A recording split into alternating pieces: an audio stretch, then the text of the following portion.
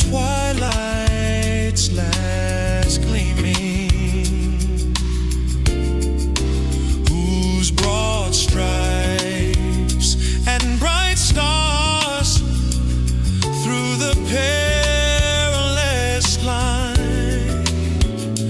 o'er the ramparts we watched were so gallantly streaming, and the rocket's red glare, the bombs bursting in air, gave proof through the night that our flag was still there. Oh, say, does that star-spangled banner yet wave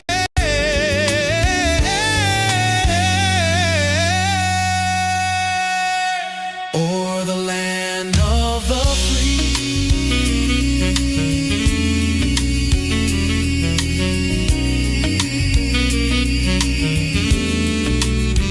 and the home of the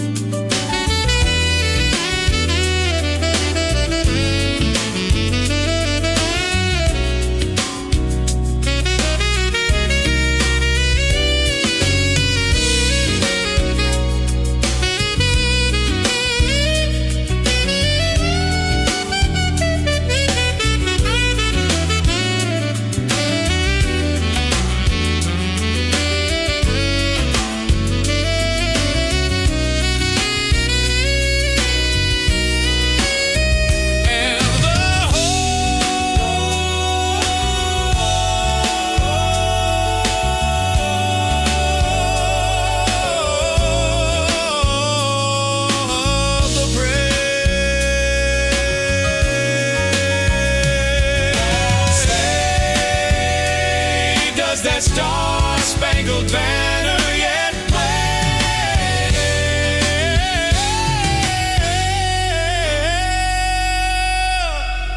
o'er the land of the free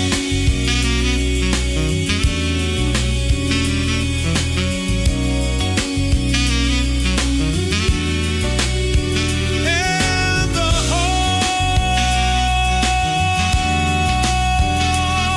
of the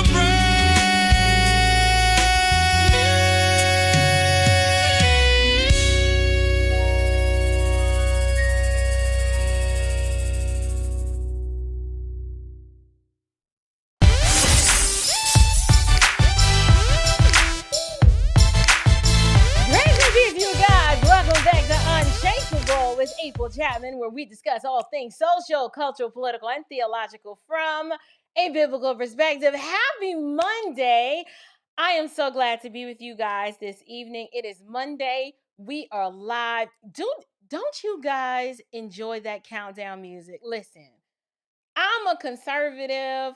I love this country. I am super patriotic, but I needed a little Laurie's of the Star Spangled Banner. Okay, I hope it. It's. I think it's always good to infuse um, whatever little cultural little things that make you you. I think that's what's so beautiful about this country. I absolutely love that rendition of the Star Spangled Banner. Actually, you guys, the artist for that song happens to be a fan of the channel. Shout out to you, Vic. I need you guys. I think, if I'm not mistaken, I have a link to his YouTube music channel, and he shared that with me maybe about a month or two ago. And I absolutely love it as my countdown. It kind of gets me in this little step in the name of love kind of vibe. Even though y'all know I'm a throat cutter when I get up here on this live stream and say what I need to say. So I'm just excited to be here with you guys tonight. And y'all know how I do. I go a little long. So the entire live stream is not going to be about the government shutdown. I actually have multiple topics that I kind of want to talk about tonight. We're going to talk a little bit about the orangutan, Ketanji Brown Jackson, saying that, Black folks, we are akin to the disabled, right? We need like government crutches because we can't just figure stuff out on our own. Now she figured out how to do it, but not us. So we're gonna talk a little bit about Ketanji Brown Jackson, but I thought it was super important to talk about the government shutdown because that is a very real thing that is actually impacting so many Americans, and we don't want to be insensitive to what people are experiencing, but we do need we need to separate the fact from the fiction. And so we're going to talk a little bit about that tonight. Shout out to all of you who are watching us live, wherever you might be streaming us from. Welcome to the live stream. I might even have some of you guys watching us over on Facebook. We've been having some challenges getting the live stream to parse over to the Facebook. I don't know what's going on. So if you're struggling, come on over to YouTube. We're actually also on Rumble, and we're probably live streaming on X as well. So now that I've gotten those nice housekeeping things out the way, we have got to talk about this government shutdown, because from my vantage point, I'm like, okay, let me get this straight. Washington is struggling to pass a basic keep the lights on bill. We've got federal workers who are they're checking their bank accounts like they're waiting on a miracle. Yet the same folks who engineered the chaos are on TV pretending that they are the firefighters. Who am I talking about? Well, one person in particular, Jasmine Crockett. She's out here on the podcast circuit just straight up lying. Okay, I seen a snippet of her today, and we're going to show a little bit of that snippet of her on a podcast. But the thing about it is, sadly, the people that listen to her, y'all, they don't know any better. So we're going to stretch out our hands and we're going to pray for them. But while we going to watch as well as pray, but we're going to actually discuss the truth of what's really happening. So here's a spoiler alert. Y'all, these freak nasty Democrats, they are the actual arsonists that have lit the government up, set it on fire, and now they're crying foul, trying to blame everyone else except themselves for the shutdown. So I'm going to make it simple for you. Here is the truth. You guys, this shutdown, it is not about Republicans being mean. This is about Democrats insisting that your tax dollars function like a concierge service for illegal aliens. That's what this is about. Now, notice how they're going to keep on claiming that, oh, well, this is about health care. People are gonna die. You've heard it. I've heard AOC say it. I've heard the Crib Keeper, what's his name, Bernie Sanders say it. Yes. If you ask a Democrat about what is this shutdown all about, they're gonna say it's because Republicans want to fund rich oligarchs and they don't want you guys to have health care. But my question is, ask a Democrat about health care for who?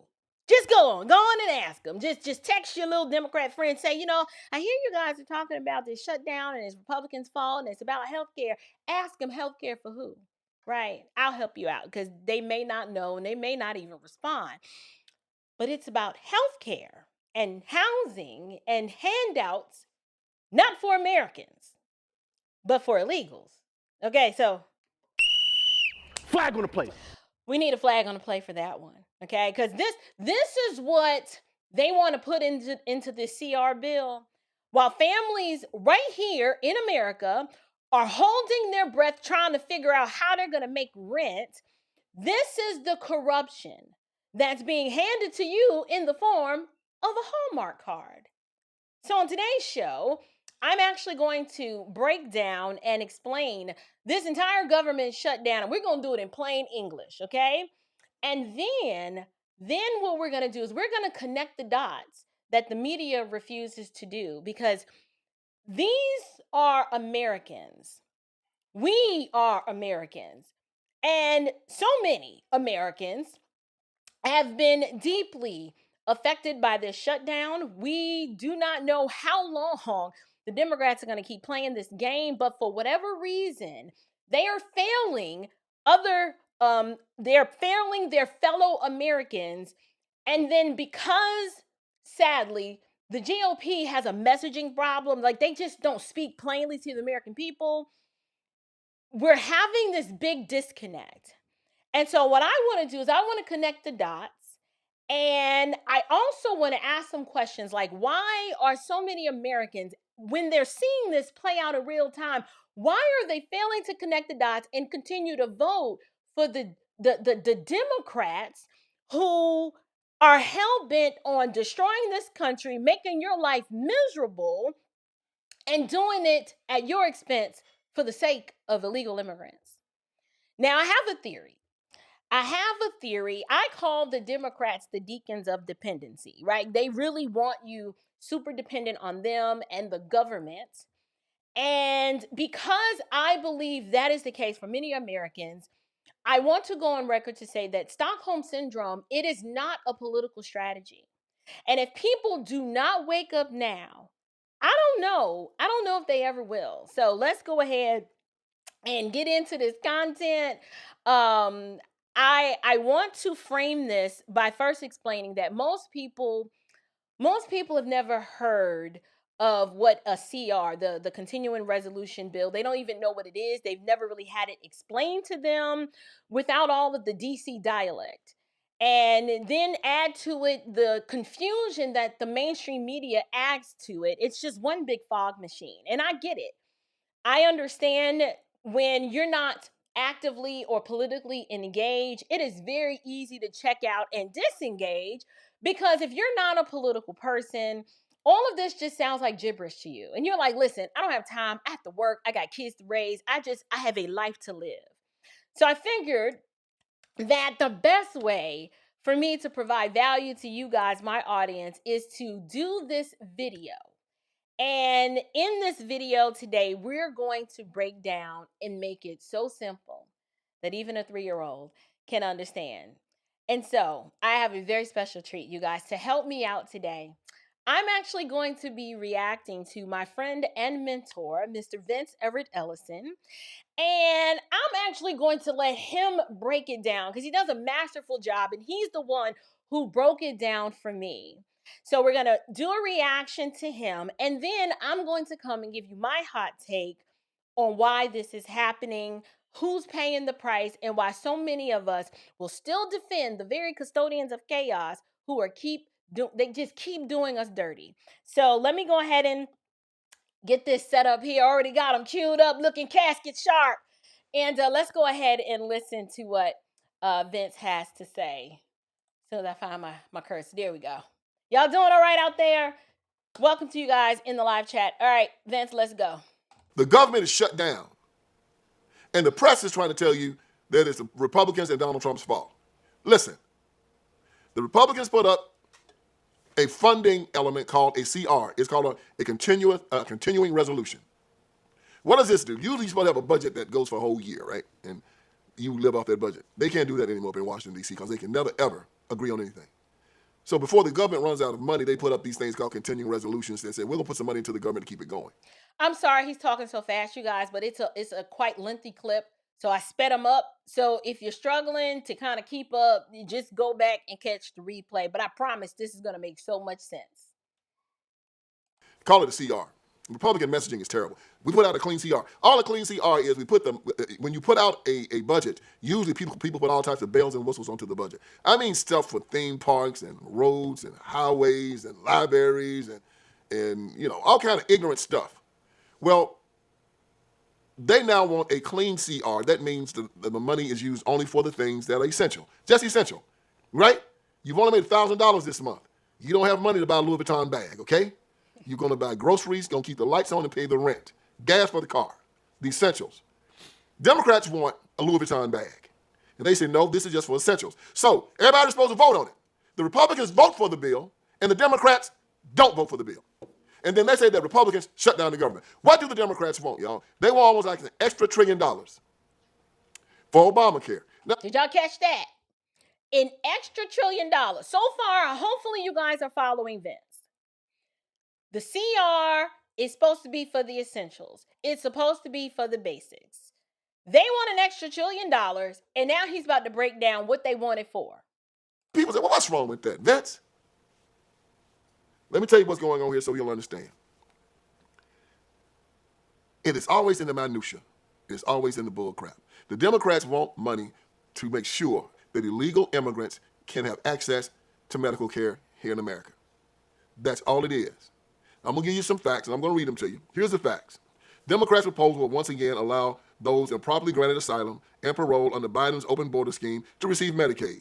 Democrat proposals will require Medicaid to pay more for emergency care provided to illegal aliens than it does for American patients who are disabled, elderly, or children. Let me tell you what's going on here. This is kind of complicated, so kind of stick with me. Okay. Democrats in these blue cities and blue states are bleeding citizens. The Democrats have to keep these citizens so they can keep their congressional numbers, but also they need them for the Electoral College. You got 435 members of the Congress. You got 100 in the Senate. That's 535. You need a majority of that number to win the presidency. So whatever state has the most members of Congress, all of them have two senators. But the congressional numbers are divided based on population. So you have a state like California has a whole lot of congressmen, and they have a whole lot of what? Electoral college votes. Because the electoral college votes are counted by the two senators you have and the amount of congressmen that you have. So California has a lot of them, Illinois has a lot, New York has a lot. If they lose population, they lose electoral college votes. So when the person runs for presidency, for the president, if they win California, they get all the electoral college votes. California would prefer to keep as many as they can. So they prefer to have 45 as opposed to 40. But if they lose population, Tennessee will get more electoral college votes. South Carolina will get more electoral college votes. Florida will get more. And when these red states go red, they'll be going super red. California, Illinois, New York, they're losing people. And they're losing them because of murder, abortion, prison, and then their taxes are too high, the crime is too high, and the people leave. They got to find a way to get people back to their states. How do they do that? Sanctuary cities. How do sanctuary cities get them to come up? They offer them free stuff. One of the few things they offer them that is free is medical care. Now, you say, what? Illegals can't get Obamacare, and illegals can't get Medicaid, Medicare. This is what you're missing. The federal government will send a state like California or New York or Illinois money for Medicaid and for Medicare, right? And they tell them, you better not use any of this money for illegal aliens whatsoever. Okay? So what the state will do is they will then take all their Medicaid and Medicare money and use it for citizens. But then they'll take their state money and use it for illegals. They'll also take money that the federal government sends them for emergency room care and tell all the illegals come to the emergency room for free medical care. Flag on the plate. So the Republicans are saying you can't use any money, state or federal money, for illegals whatsoever. Emergency rooms, nope. We're not going to give you money to extend emergency room care because you know why? You are going to give that money to illegals. So they said, tell you what you do. Take all of your money. If you got a certain amount of money for emergency room care, we think that you might start using that for American citizens. Blue states said, no, we're still going to use it for illegals. And so if you send us money, we're going to use that money for illegals also. And the feds and the Republicans are saying all of this money should be used for American citizens, period. Or people that we have said you can come to the country, not for illegals, not for people who've broken into the country and didn't show up for their courtroom hearings. No, only for Americans. And Democrats are saying no. All right, you guys. So, y'all listen. I know that was a very speeded up crash course into helping you kind of understand the CR bill, why the government is shut down, and what's happening. But before I move on, y'all, I got to tell y'all, when I tell you guys that I am incredibly blessed to have some really smart friends, particularly Vince, to have Vince as a friend and a mentor, I truly mean it. I mean, when I say Vince puts the cookies on the bottom shelf, right? He just breaks it down real clean. No buzzwords, no bureaucrat karaoke. It's just, please, I need you to let me know down in the chat if that was as clear as day. And if that made a whole lot of sense, because you just got a master class for free on what's happening in our government, how the CR bill is supposed to work, the continuing resolution. And not only that, you got a crash course on how the Electoral College works, how the math has to math, and then he gave you the cheat code as to what these darn Democrats are actually up to and what they're doing. I don't understand why we don't have Republican representatives in the Congress who can explain it just like this, but praise God that we got the big homie Vince to do it for us. So, like I said, I don't know why Republicans are unable to communicate this to the American people, but us here in the independent media, right here on the YouTube, we're going to do it for you. Because essentially, this is not hard to understand, okay? When your household is tight, you stick with the basics. You buy groceries, you keep the lights on, you pay the rent. You're not out here buying red bottoms. Okay, you can't have those. You're not out here trying to finance a Louis Vuitton purse to flex on Instagram. No, a clean CR is essentials only. There was a time if you wanted to grapple about the ins and outs of Obamacare and what it is and what it is not supposed to do, there was a time for that. This is not that time.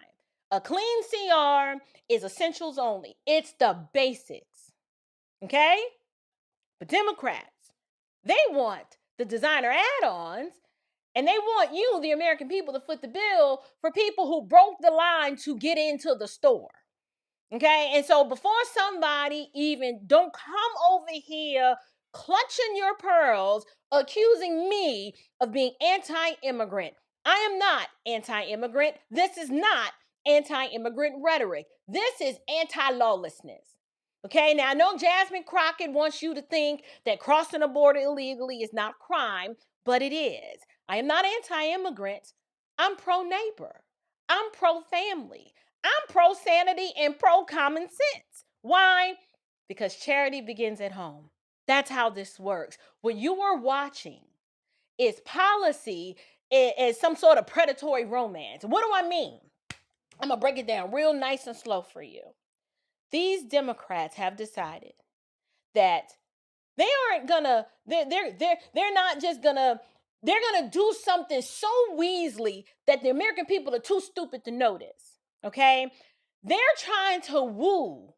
I'm talking about Luther Vandross, Teddy Pendergrass woo these illegals with all kinds of benefits. Right? They want to woo them with the benefits. They want to swell blue states, swell the head counts. Remember, this is about math. And they're doing it also that they can protect electoral votes and keep power. I told y'all.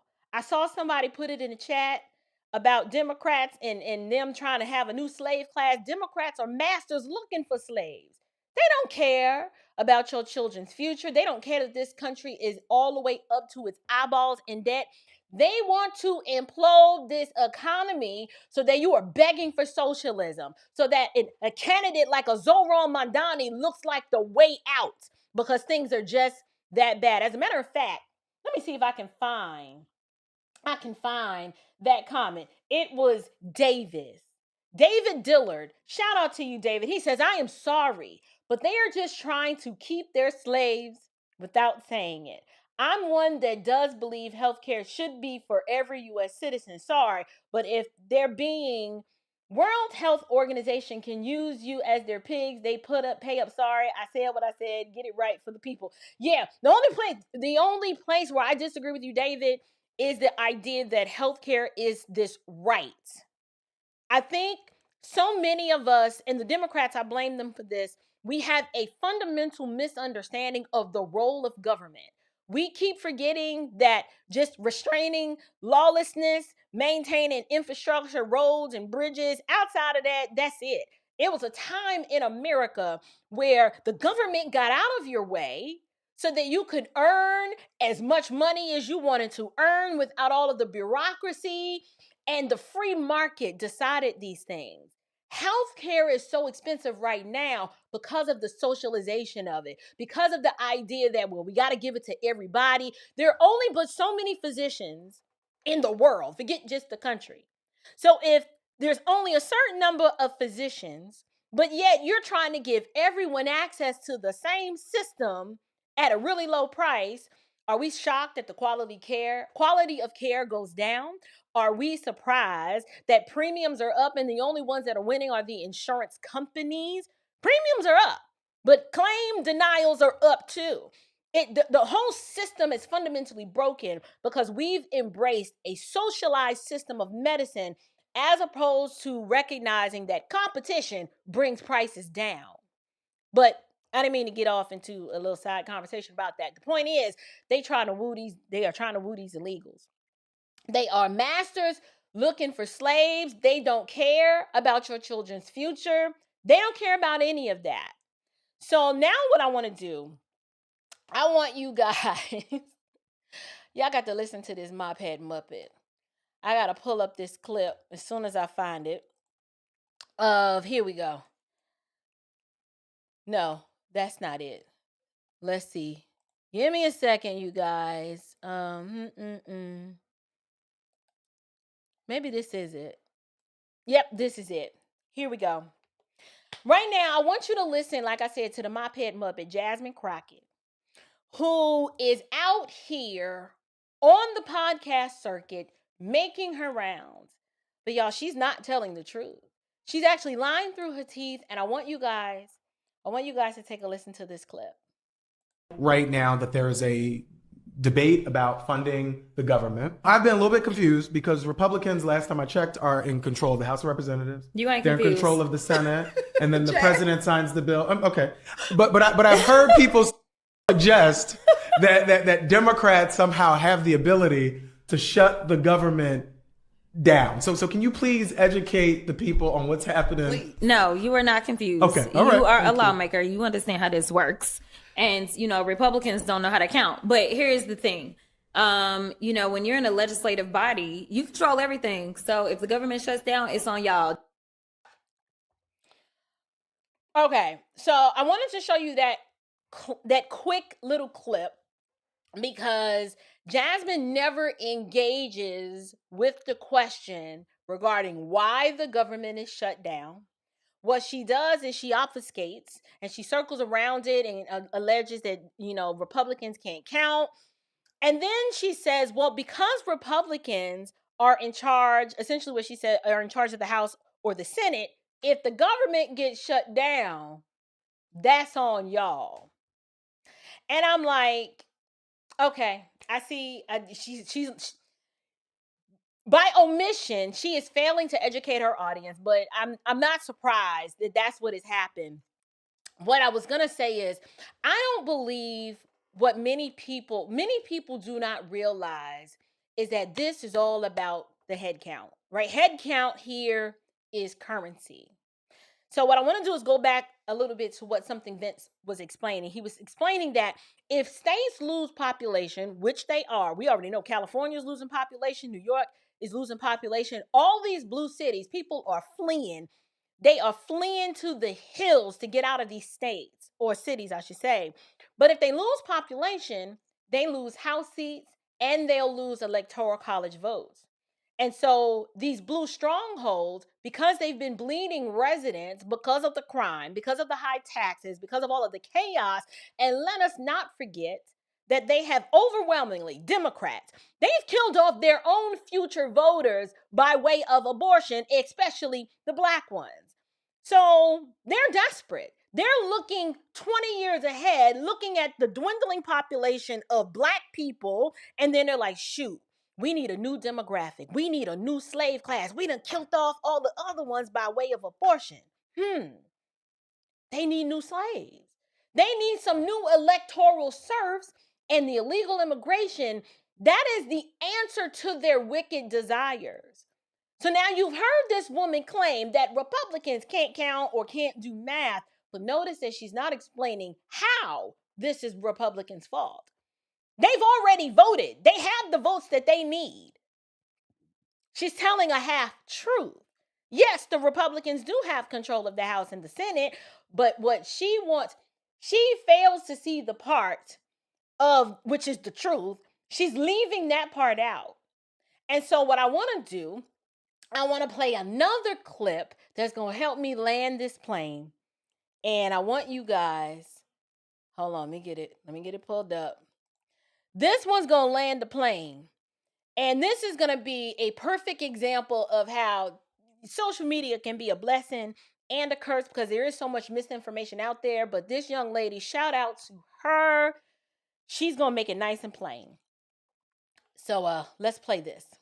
Because she is absolutely loud and she is wrong on why the government is shut down. And we have every right to call her out on that. She's doing podcast after podcast blaming the Republicans for the government shutdown, when the government is shut down because there is a filibuster on the floor for the current resolution bill, because the Democrats want to add funding for non-American citizens using American tax dollars. They want to continue to send money to foreign countries, and we don't know what this money is really going for. And they want to add all this stuff back in, and the Republicans are like, no. And the order for the filibuster to stop, there needs to be 60 votes in the Senate. There's only 53 Republican representatives, which means we need 7 Democrats to say, yes, let's go forward with this. So this has absolutely nothing to do with the Republicans. This is 100% the Democrats as to why the government is shut down. God bless this woman. Oh, listen. God bless her. I'm trying to remember where I pulled that clip from. I can't even remember. But does it make sense to you now? Does it make sense to you now? Do you see now why Jasmine Crockett, why isn't she explaining this to her people? I think it's interesting. Now, you know, or at least I think, one reason why Jasmine is not explaining this to her people, because, you know, ratchetains who think that she's effective, they are not thinking deeply about this anyway, because they're already coming to this conversation with presuppositions and biases that are not rooted in truth. Okay, but I'm curious to know, how come she won't mention this part? Why is she silent on this? I told y'all that Jasmine Crockett is all about helping everyone else, anyone else but herself. She's going to help herself. She's not interested in helping her constituents. The head count that she cares about are the head counts of the illegals, because without them, y'all, Democrats will continue to lose power. I told you, they're bleeding. They are bleeding voters. So they have to import a new head count. And the best way to do this is to woo. They got the woo them in, right? They are making promises to these people. They've dangled all kinds of sanctuary perks, especially the health care and the emergency room coverage. They've offered it to these illegals so that it can attract and retain the illegal immigrants, and then finagle in so many of these sanctuary cities. These illegals can vote. I don't know if y'all knew that. They are absolutely letting them vote. So that is a synopsis of this CR. And what they're doing is so egregious, because now these blue sanctuary cities, they are attempting to fill in the gaps with your money. So the Democrats, they figured out that they can use state tax dollars to service their new slaves, while at the same time demanding more federal subsidies to cover the citizens, right? So like the goal is for the state funds to go to the sanctuary pipeline. And so this is why they're trying to sneak into the CR a provision for health care. Not your health care. It's definitely health care, but it ain't yours, okay? So really quick, family, I got to take a quick pause, because I've got something super important that's, and it's just epic, that's happening this weekend. So I want you guys to take a listen to this. Hey Philadelphia, the Seeds and Roots Conference is happening this weekend. I'll be there, and the question is, will you? We're talking faith, we're talking family, we're talking freedom and the future of work in America. Seats are limited, and you need to go and grab your tickets at kathybarnett.com today. I'll see you in Philly. Awesome, you guys. Yes, the Seeds and Roots Summit, y'all, is going down in Philly this Saturday. I'm flying out Friday. I was about to say the Windy City, but that's the wrong city. It's the city of brotherly love. That's Philadelphia. You guys, we are descending upon that city, and we're bringing real conversations about faith, family, and America's future. It's all happening all in one room. If you're interested in attending, and I hope that you are, you guys can register and get all of the info at kathybarnett.com. That is Kathy Barnett with an E.com. And Lord willing, I will see you guys there. So, as I was saying, regarding this continuing resolution, I am telling you, you guys, these Democrats are evil and trifling. I mean, it's just straight up trifling at this point, because they want to seize your wallet to underwrite their political math. And so when Republicans say, listen, y'all need to use state money on citizens and stop incentivizing the illegals, the Democrats, they threatened to shut down the government, and then they'll stand in front of the cameras and say, this is all the GOP's fault. I'm like, the nerve of you little freak nasty Diddycrats. Y'all got some nerve. I think the reason why they are allowed to get away with this, because we have a very ignorant populace. The media controls a lot of this narrative, and they don't tell the truth. And the Republicans are horrible at messaging. If I was a Republican, if I was in Congress, if I held any sort of political office right now and I was in the GOP, I'd be shouting this from the rooftops. Absolutely. I'd be on podcasts. I'd be making reels, shorts, TikToks, Fox News. I'd be everywhere telling the truth of what's happening to grab hold of the narrative. And for whatever reason, they're just not doing it. I don't know. So let's go ahead now. Let's bring this home to your street, you, the American people.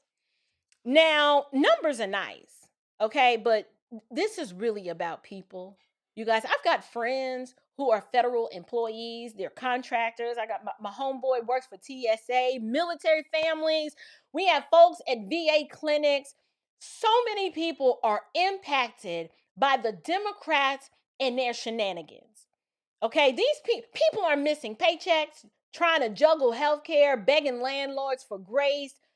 And meanwhile, you've got hotels and schools and hospitals in these sanctuary zones that are overflowing with migrants who were invited by policy signals and funded by your tax dollars. My question is, how is any of this okay? Like, how are you just okay with this? If you are a liberal, how do you justify this and somehow say, well, this is righteous and virtuous to do this? I need a liberal to answer this for me. But yet, this is the part that really makes me scratch my head. That it's the fact that so many people are going to step into the voting booth and they're going to push the button for the very party that is responsible for doing this.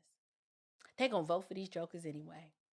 And I'm just like, why would you do that? How does any of this make any sense? And so my explanation is, it's because the Democrat Party, they have mastered managing misery. They've mastered it. Like, they set the fire. They sell you the smoke detector and say, see, look how I saved you. If it wasn't for the smoke detector, you'd be dead right now. Like, that's what they do. Do not tell me that slavery is not a choice, because so many people are choosing it every single election cycle. I keep telling you, Democrats are masters looking for slaves, and Democrat voters are slaves looking for masters. Now prove me wrong.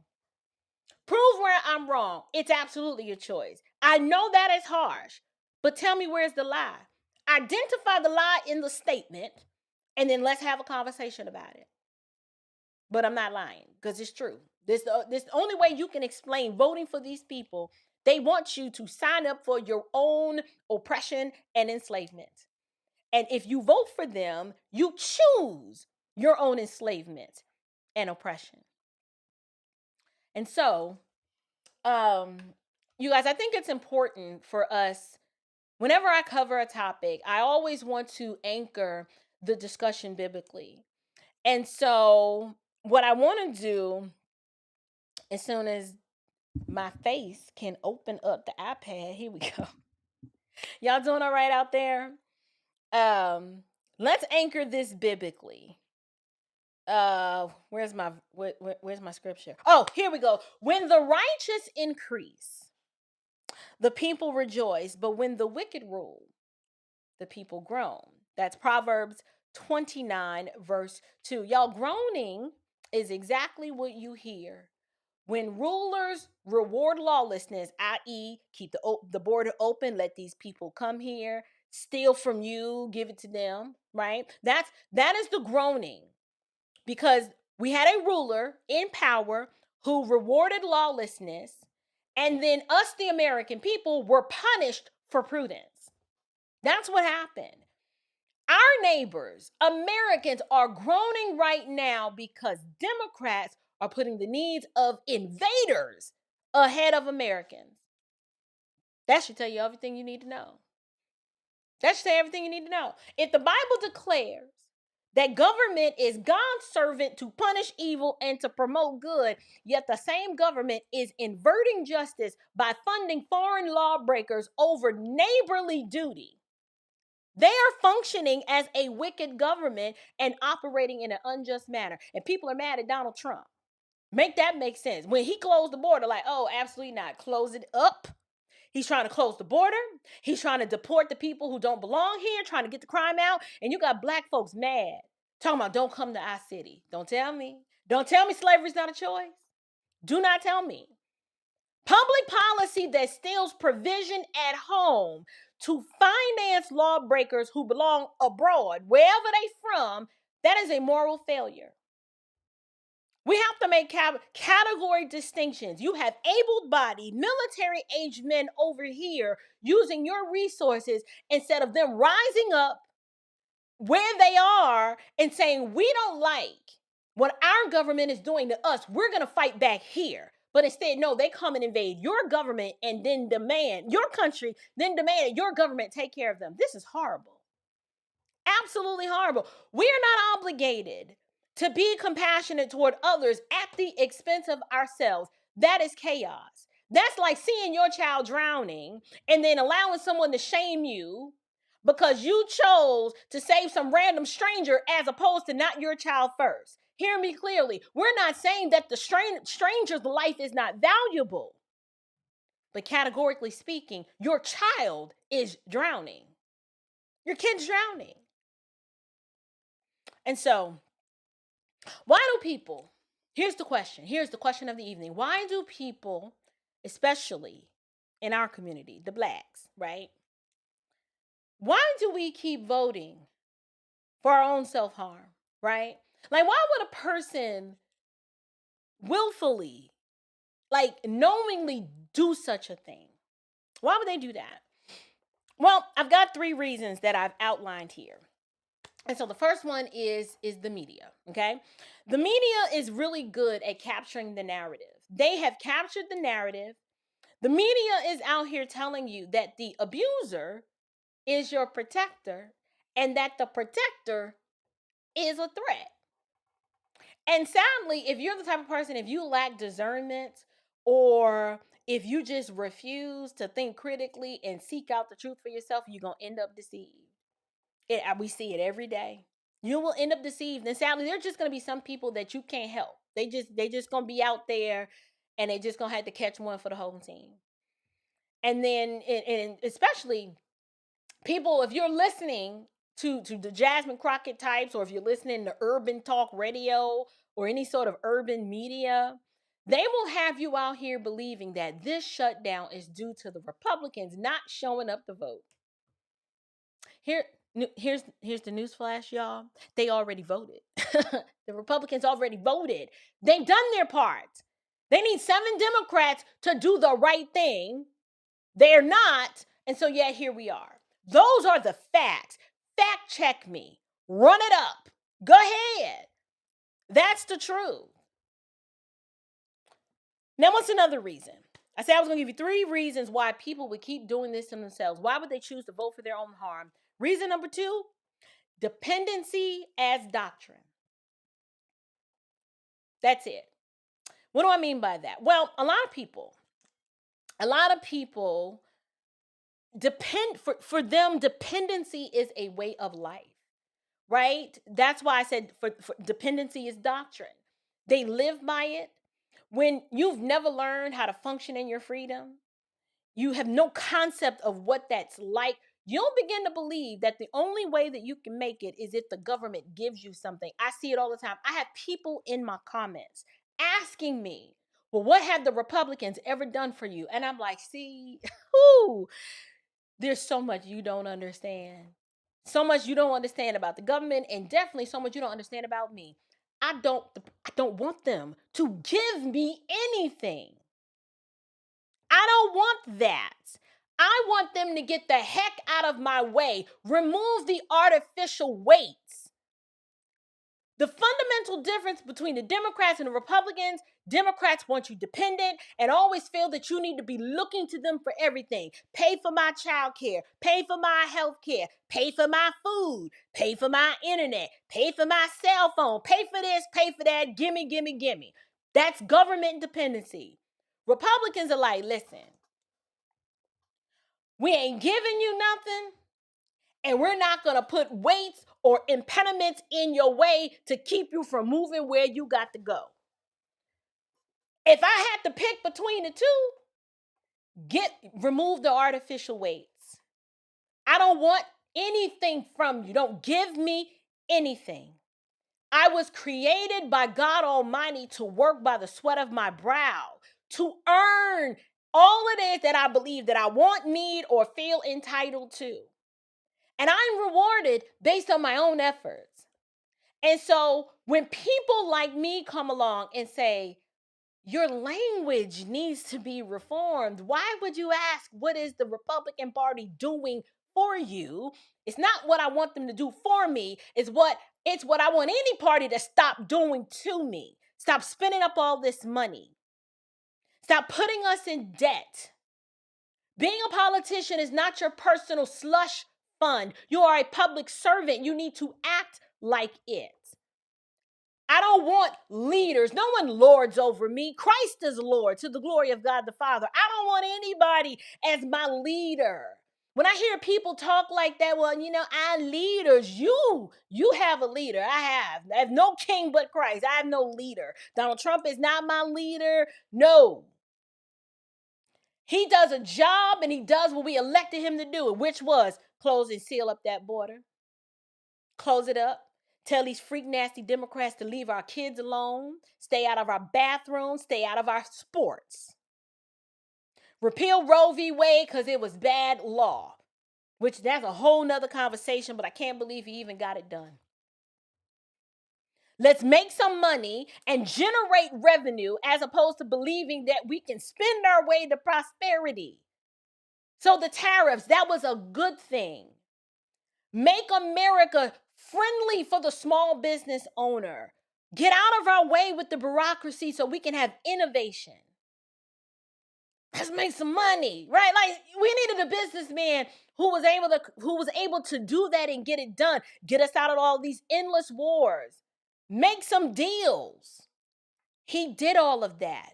And it still ain't good enough because people have the wrong view and understanding of government because they've lived under Democrat dependency for so long that they've been trained in the rudiments of it, and they think this is how it's supposed to go. They really think the government's supposed to pay for your health care. It's responsible for helping you raise your children. I told y'all, I don't share custody of my children with the government. I have a divine mandate to raise my own children in the fear and admonition of the Lord, and I don't want the government's help. So I don't want your subsidy. I sacrifice to stay home with my kids, so I didn't need your little funky little child care. I don't want your child care. I wasn't wearing red bottoms. I wasn't getting my hair done. There was no nails, tips. There was none of that. It was one car, staying in a smaller house, raising all of my children till they were old enough to where I could do more and have the freedom to make a little bit more money to better myself. But it wasn't running to the government for them to cover and pay for everything. No, I know I didn't want that. So when people like me, when we come along and we say, hey, you do realize you can be free, right? Like you can think for yourself.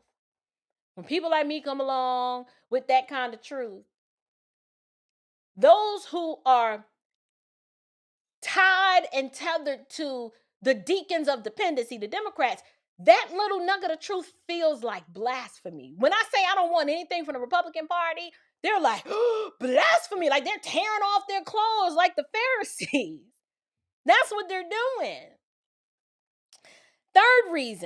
The third reason why I'm still describing how people in our community, why would they continue to vote for their own self-harm?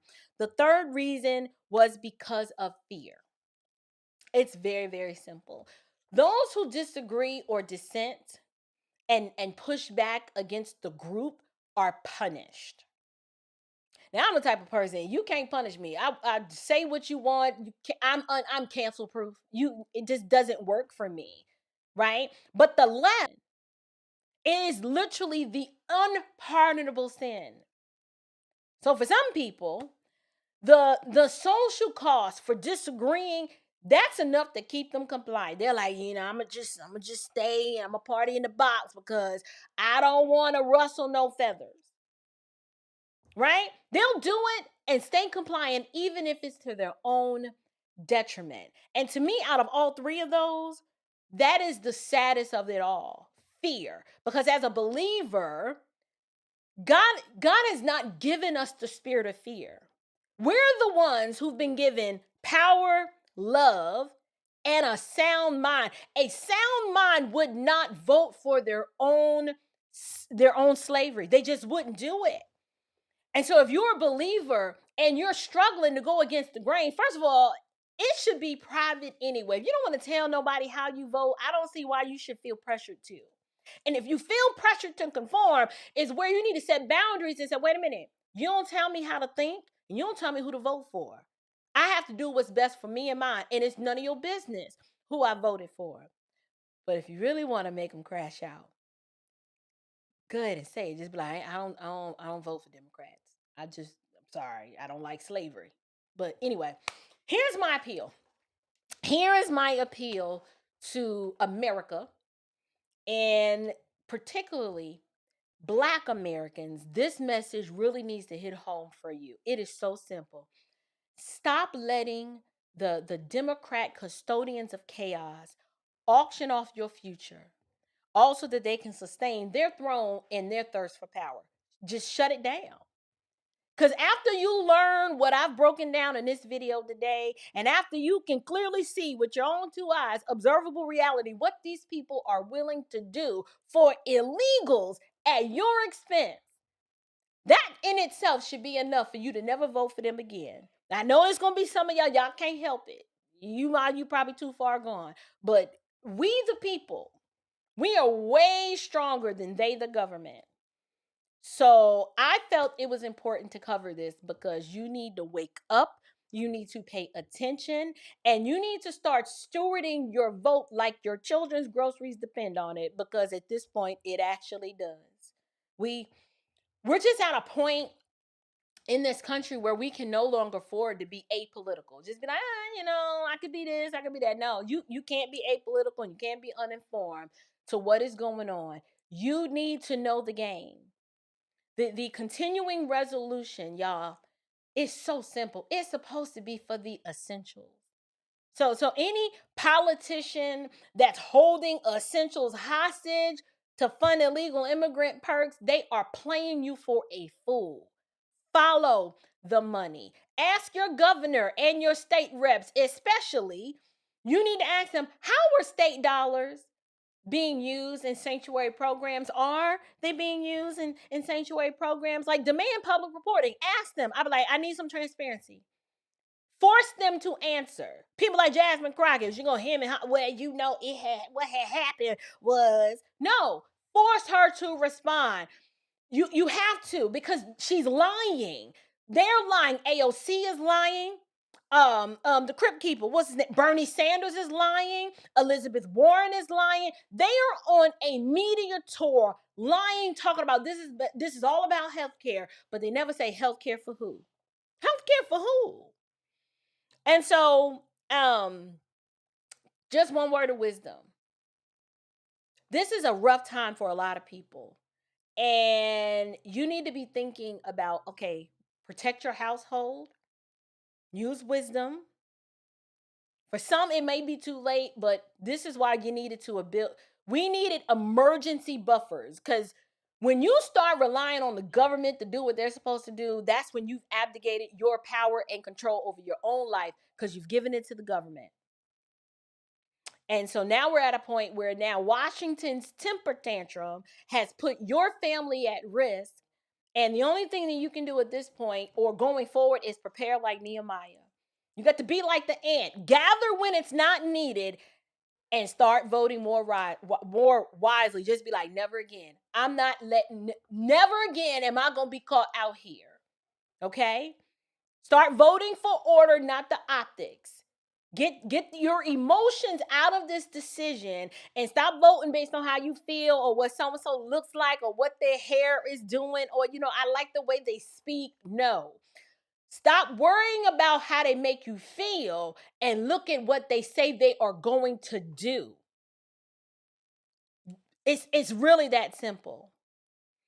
Compassion as a nation requires us to have borders. We need borders, a balanced budget, and a backbone. And right now, this hurts, but I'm glad the GOP has a backbone. We needed this. It's hurting a lot of people, but they have spent us into oblivion, and someone has to turn the spigot off and be like, no, just the essentials. We're not doing this anymore. Because we always give up ground. You give them an inch and they take a mile. And so if any of you guys work in government or you've been directly affected by this shutdown, you got to tell us all your business. Just drop a comment below. Just tell us, what are you seeing? Share with us how we can pray for you. The people of God, this might be the time for us to come around other believers that we know are affected by this shutdown and just put a little on the books. We take care of those, especially in the household of faith. But please believe this. We are going to keep receipts. This is the longest, if in my lifetime, the government's ever been shut down. If I'm not mistaken, I could be wrong. I just don't remember another time it going this long. But if you need to help people understand what we're dealing with, share this video with someone who still thinks that this is the Republicans being mean. They needed to hear this. This is not that. This is Democrats demanding designer chaos and expecting you to foot the bill. And so all I can say at this point is share this with your cousin who argues at Thanksgiving, but still ain't got a clue what the heck they talking about, okay? And, and if you're in a sanctuary city and you're getting squeezed while services vanish, like I said, call your state reps. Ask them, why is your money being used to fund illegality, right? While your kids' school can't afford, they can't afford crossing guards. So let me know what you guys think. And what I want to do is get to a super chat. I see one. Y'all, oh gosh. Here we go. Let's see. Hey, Lamont.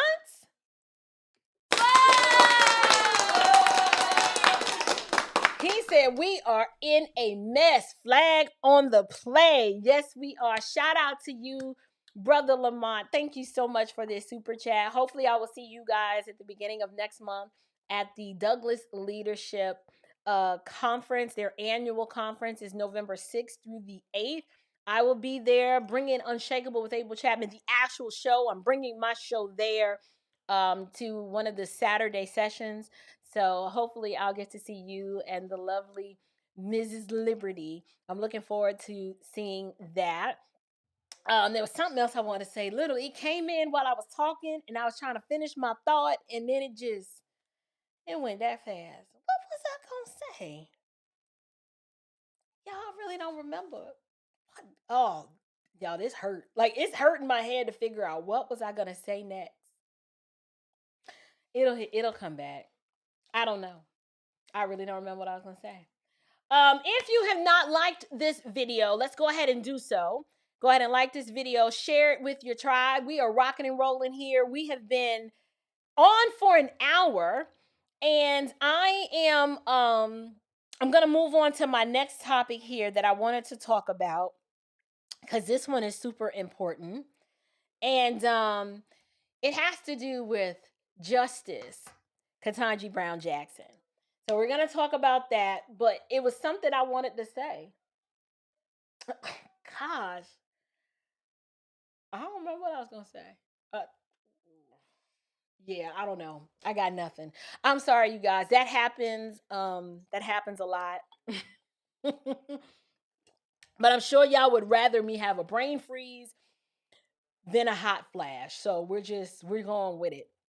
But anyway, coming up next, y'all, we need to talk about the DEI hire, Justice Ketanji Brown Jackson. Y'all, I don't even know where to start with this foolishness.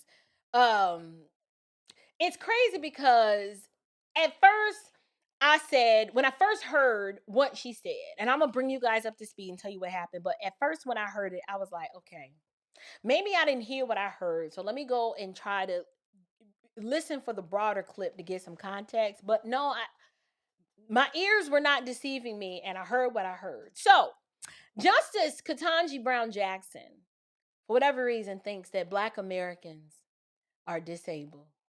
Y'all, we need social and cultural and political wheelchairs. Like, who knew? Who knew? Y'all, this woman, she actually said that being Black is kind of like being handicapped, right? Like, we need like some special ramp and government accommodations just so we can function in society, especially when it comes to voting. And so, y'all, I guess our melanin is no longer just a reflection of God's glory in the earth, right? It's a malfunction. Our melanin is a malfunction, and our ethnicity is a disability. So, y'all, this woman is dumber than I thought. She really is. And y'all can thank former President Biden for the gift that just keeps on giving. So, before we get into the commentary, what I will say is, y'all, anybody, y'all, keep your kids away from this woman. If your children are school age and they're being taught to look up to Ketanji Brown Jackson because she's the first Black female Supreme Court justice, no, keep this woman far away from your kids, because they will just be the lowest achievers and just embrace victimhood and inferiority. If you allow your kids to look up to her, that's what you're gonna walk away with.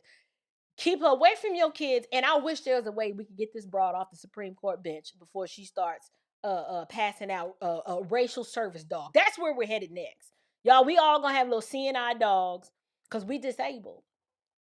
But here's what I will say: this is liberalism at its most insulting. That's what this is. I mean, these darn liberals, they are so low down. They have sunk to a new low. And y'all, I didn't think that they could go any lower. It's the condescending compassion of people who think, that, well, they're in the Ivy League. And so I'm going to call it Ivy League pity. They believe that their Ivy League pity is a public service. So we're just going to talk about it today. Today, we're going to expose the bigotry of low expectations, and it came straight from the Supreme Court itself. So what I'm going to do, I'm going to cue up the clip because y'all kind of got to hear it for yourselves. You got to hear it for yourselves. And so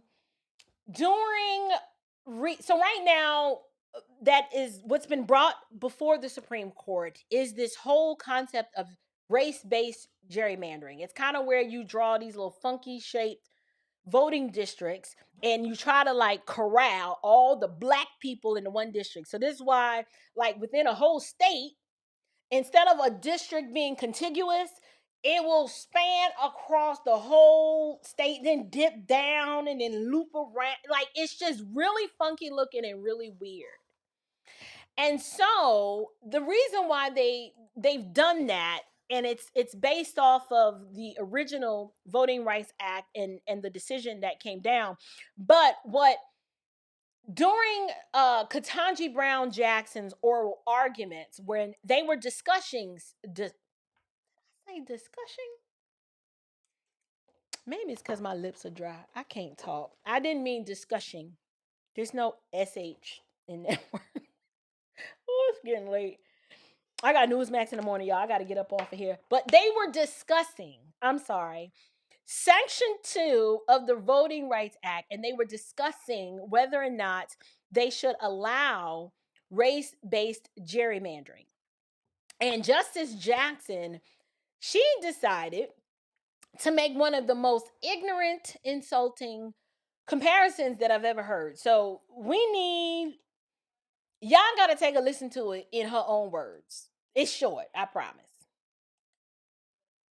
I guess I'm thinking of the fact that remedial action, absent discriminatory intent, is really not a new idea in the civil rights laws. And my kind of paradigmatic example of this is something like the ADA.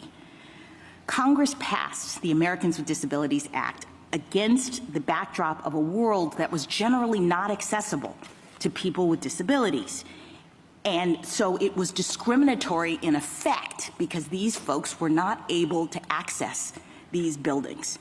And it didn't matter whether the person who built the building or the person who owned the building intended for them to be exclusionary. That's irrelevant. Congress said the facilities have to be made equally open to people with disabilities if readily possible.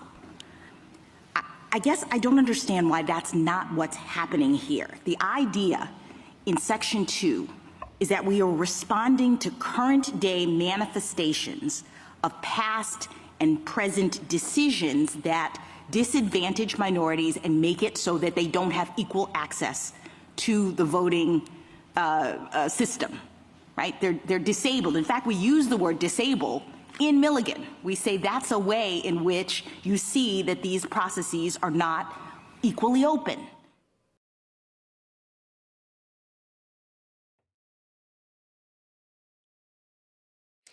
Okay. Flag on the play. Yeah. It gets bad. All right. So let me move this back. I can't look at her anymore. I'm done. So essentially, in summary, this is not the whole oral argument, but in summary, Justice Jackson, she compared Black Americans she likened us to disabled people under the American for Disabilities Act, the ADA. So somehow this woman managed to reason, according to her logic, if you can call it that just as handicapped people kind of need ramps and special accommodations to access buildings, Black folks, we need government imposed accommodations to access democracy.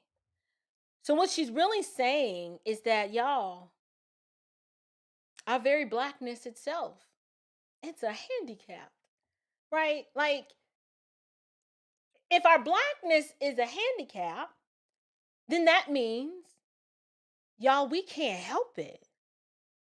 Like, we can't help, like, it's not even our fault.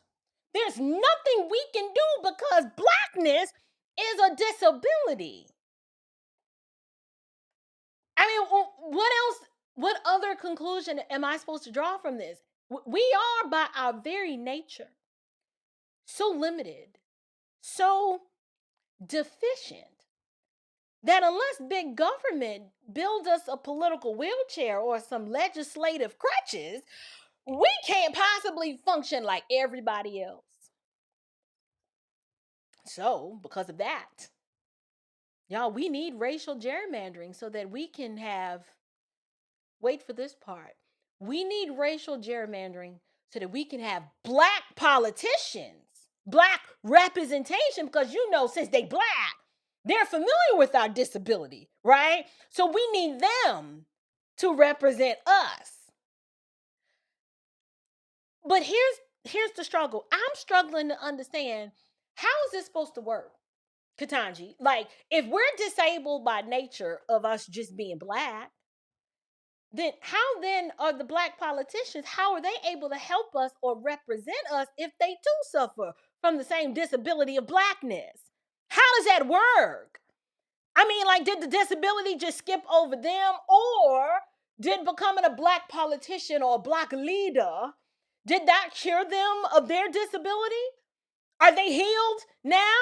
Right? Well, is it just some sort of miraculous, like, oh, like they got touched and now the disability that the rest of us had, they don't have it. So they're fit to lead over us. I'm trying to understand how this works. I mean, I'm just asking questions. Can anyone make this make sense for me? I don't think you can, because it's just dumb. But here's the answer. I figured it out.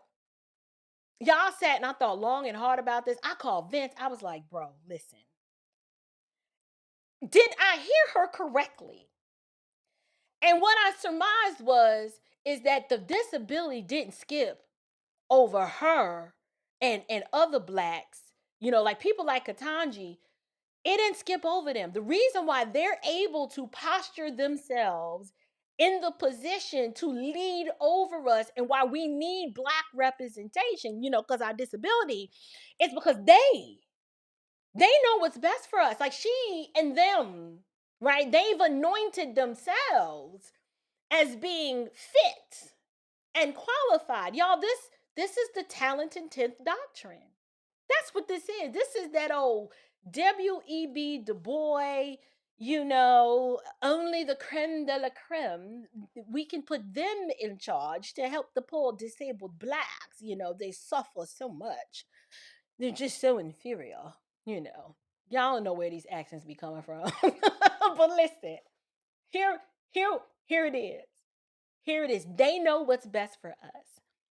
She is there, or these Black politicians have achieved, because they were chosen by a white liberal to help work on behalf of the disabled Blacks. I said, oh, okay, I get it. So this is the sum of DEI.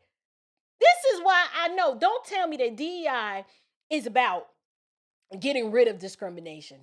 No, it is about controlling the discrimination. How so? They want to control which Blacks are in power. Because, see, President Biden would not have tagged a Black female conservative. No, that's the wrong kind of Black. No, DEI is about controlling discrimination in the sense that they want to control which Blacks are in power. They need your Jasmine Crockett types.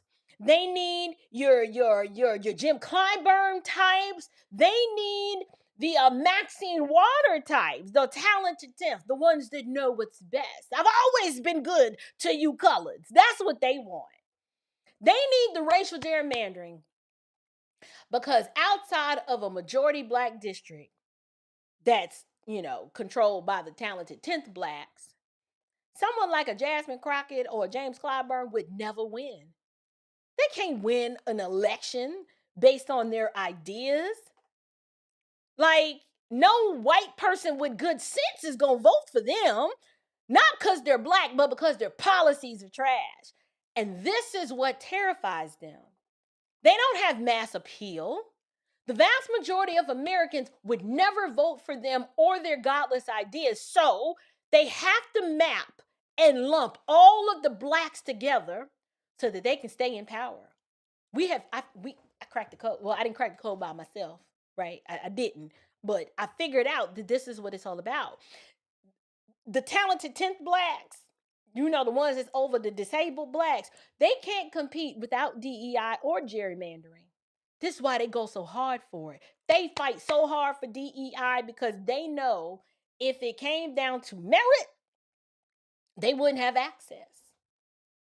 Right? When you look at somebody like a Byron Donalds or Wesley Hunt, they did not need racial gerrymandering. How is it that they were able to win in white districts? Because their ideas were just better. Nobody gave a darn that they were black. I know y'all ain't gonna like that example, but it's the truth. It's just the truth. In my opinion, in 2025, we shouldn't have anything based on race in America anymore. Because here's the reality. Either we are capable of winning, or it's true that we're disabled. Like, you're gonna have to pick a struggle. You can't have it both ways. Either merit is what it's based on, or you have to concede the argument that you are disabled, that you are deficient, that you are inferior. This is what the wokety woke blackety blacks are arguing for. I don't think they realized it, but what other conclusion can you draw if you argue for DEI so hard, and if you agree with her oral argument, you agree and affirm that you are inferior, you are deficient, you can't compete, and you're disabled. Your blackness is an impediment. Now, hear me clearly. If you were to ask Justice Jackson, how is it that she managed to just get ahead? Or how is it that some blacks are successful and some aren't? She's not going to answer that honestly. I don't expect Justice Jackson or any of the pro wokety woke blackety black social justicians to be able to answer that question honestly. I really don't expect her to answer it. And it's because this is the same woman who couldn't define what a woman was, and now she's out here redefining what it means to be black. And I am sure she'll say that she can't explain it or how any of this is supposed to work because she's not a biologist. That's what she wasn't. She couldn't define what a woman was because she wasn't a biologist. And now she'll probably claim that I'm not a physical therapist or a genetic specialist. Y'all, this is the clown town that we are living in. This is clown town. The fact that this woman sits on the Supreme Court should terrify you.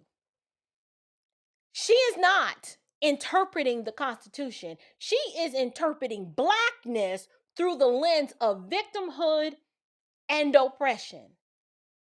Y'all, that's a cultural Marxist. We have a cultural Marxist on the bench, and she was ushered in under the banner of DEI. How did y'all not see this Trojan horse? I don't know.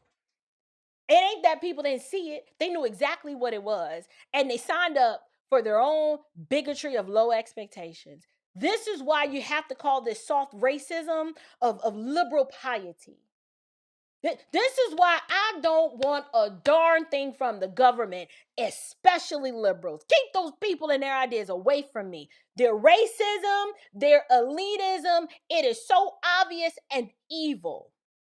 This is the liberal pity that she and others like her lavish on you.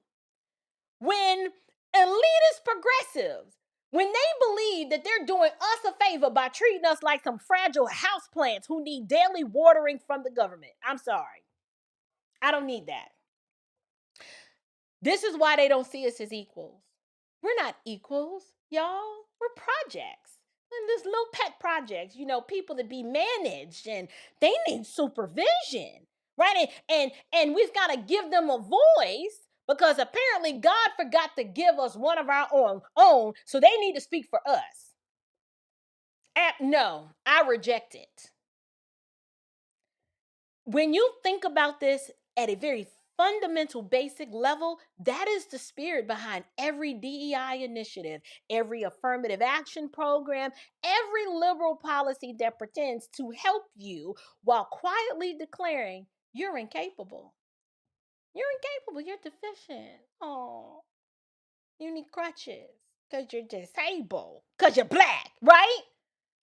To think that we got black folks out here defending this, right? We have black people boycotting corporations over DEI.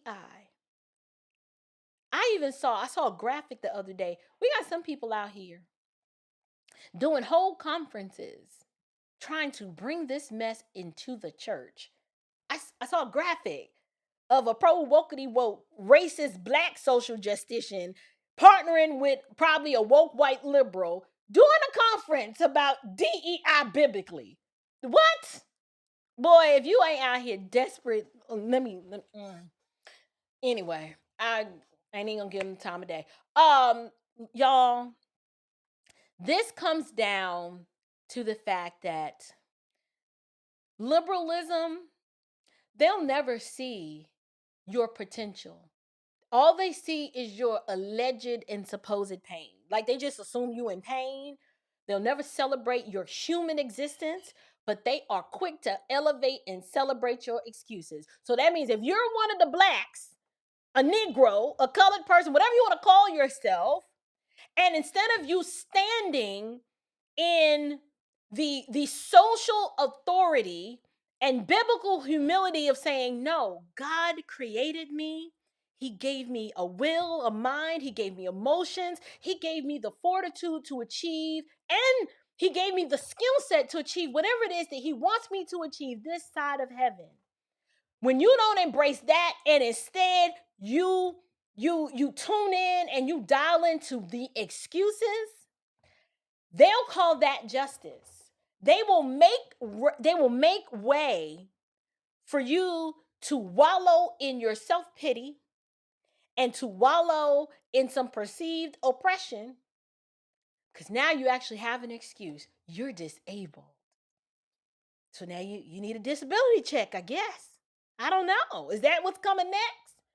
Blacks are disabled, so now we got to put some money in the budget for them because, they can't help the blackness. Can't wash it off. This is amazing.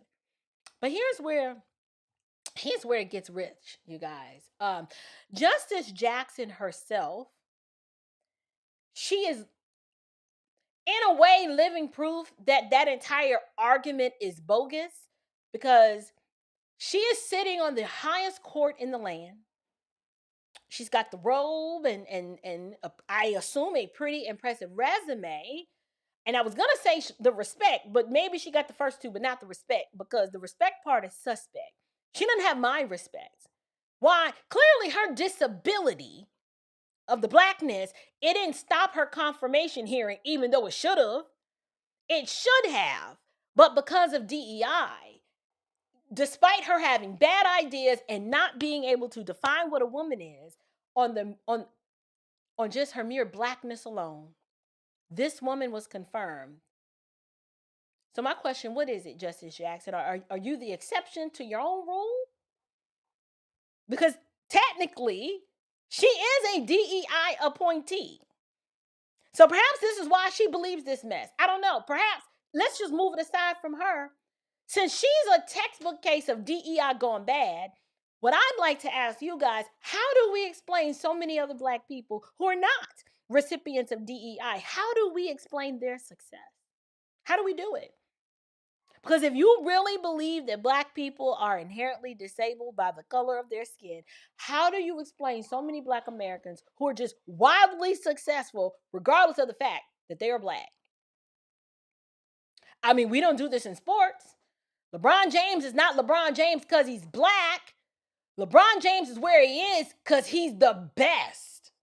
Why don't we apply the same argument to sports? Where on that field, your skill set is laid bare. Either you have it or you don't. And no one cares about your excuses and how you grew up and where you came from. Nobody cares. Can you run that ball or not? I was talking about basketball, but I've shifted to football because football was on my mind. So I said LeBron James. But I mean, either you're a good quarterback or you're not. Either you can run the ball as a running back or you're a wide receiver or you suck. DI has nothing to do with it. Colin Kaepernick doesn't have a job right now because he just wasn't that talented. He's he just wasn't that talented. But to be fair, as it relates to Ketanji Brown Jackson, I'd argue that in her case, she had the right political party carrying her up the steps. But the truth is, under normal circumstances, okay, so what about everyone else? How do you explain their success? We can make an exception for her because she is DEI. But my question is, does merit mean anything anymore? to the woke justicians and the pro-blackity blacks, they believe because of this kind of reasoning and argumentation that they are inferior. And you know why we have to believe them, you guys? Because they're always talking about white supremacy. The fact that you even acknowledge such a category tells me that you're the inferior one, because I'm not walking around acknowledging nobody's supremacy over me. I'm like, what? What you mean? White supremacy? Oh, yeah. I don't even talk in those kinds of categories. But here's a thought. Do you realize that if conservatives had said half of what this woman implied in these oral arguments, that the media would be burning down DC to the ground screaming racism? You do realize that's what would happen. But she gets a pass because she's a liberal. And white liberals already believe that blacks are handicapped anyway, and that we need them to lift us up and to help us. And then the black liberal believes it too, because they're always the one begging for a seat at the table on the basis of their blackness. So this is crazy. If a conservative has said this, it'd be racism. But when a black liberal does it, suddenly she's brave and it's nuanced and historic. No, this is hypocritical and demeaning.